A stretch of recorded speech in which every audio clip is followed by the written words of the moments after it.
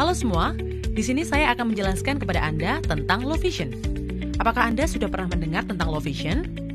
Low vision adalah gangguan penglihatan yang tidak dapat dipulihkan atau diperbaiki, baik oleh operasi, lensa kontak maupun kacamata biasa.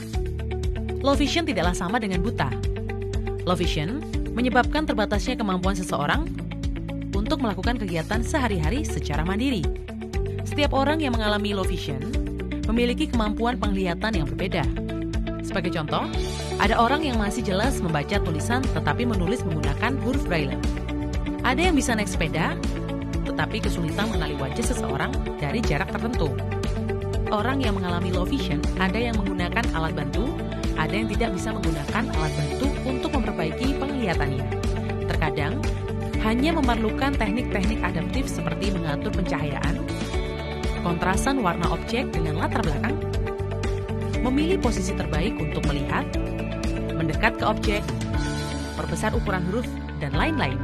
Contohnya, ada orang yang mengalami low vision hanya menggunakan kacamata saja sudah dapat membantu aktivitasnya.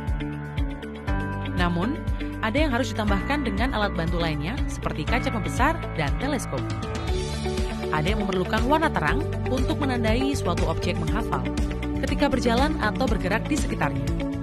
Sebagian orang yang mengalami low vision mengalami masalah dengan penglihatan tepi dan penglihatan tengah. Contohnya, seperti mengintip di lubang kunci, penglihatan seperti tertutup kabut putih, atau seperti terhalang bercak hitam secara tidak teratur. Apa yang menyebabkan low vision? Beberapa penyakit mata terkait usia dan penyakit lain seperti katarak, glaukoma, diabetes dapat menyebabkan low vision. Low vision sangat mungkin terjadi pada orang yang mengalami albino atau disabilitas lain seperti Down syndrome, tuli, cerebral palsy, dan lain-lain. Apa hambatan yang dialami orang yang mengalami low vision? Kesulitan untuk mengenali ekspresi wajah seseorang. Contohnya, saat orang tersenyum tanpa mengeluarkan suara. Ketika mengambil benda, sering mendekatkan ke mata untuk melihat lebih detail. Kesulitan melihat running text di televisi. Sering terbentur dan menabrak benda di sekitar karena terbatasnya lapang pandang. Sering tumpah saat menuang air. Sulit membaca, walaupun tulisannya sudah besar. Menulis sering bergelombang. Bagaimana mengenali orang yang mengalami low vision di sekitar saya? Di ruang publik, mengenali orang yang mengalami low vision dapat terlihat dari beberapa hal. Misalnya, gerak-geriknya terlihat seperti orang yang sedang kebingungan atau sedang mencari orang yang bisa ditanyai. Itu karena orang yang mengalami low vision mengalami kesulitan mengenali area di sekitarnya bila berada di lingkungan yang baru. Orang yang mengalami low vision juga kerap terlihat membaca dari jarak yang sangat dekat atau sedang menggunakan alat bantu seperti kacamata yang tebal, kaca pembesar, teleskop ketika sedang membaca, hingga tongkat untuk berjalan. Ciri fisik yang kerap tidak terlihat seperti ada pada penyandang tunanetra membuat seseorang yang mengalami low vision kerap mendapat reaksi yang membingungkan bagi orang awam dan belum memahami tentang low vision. Bagaimana saya bisa membantu?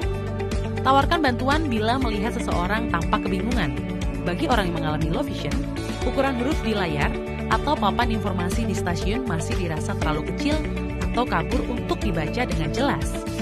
Berikan informasi secara berurutan atau langkah demi langkah.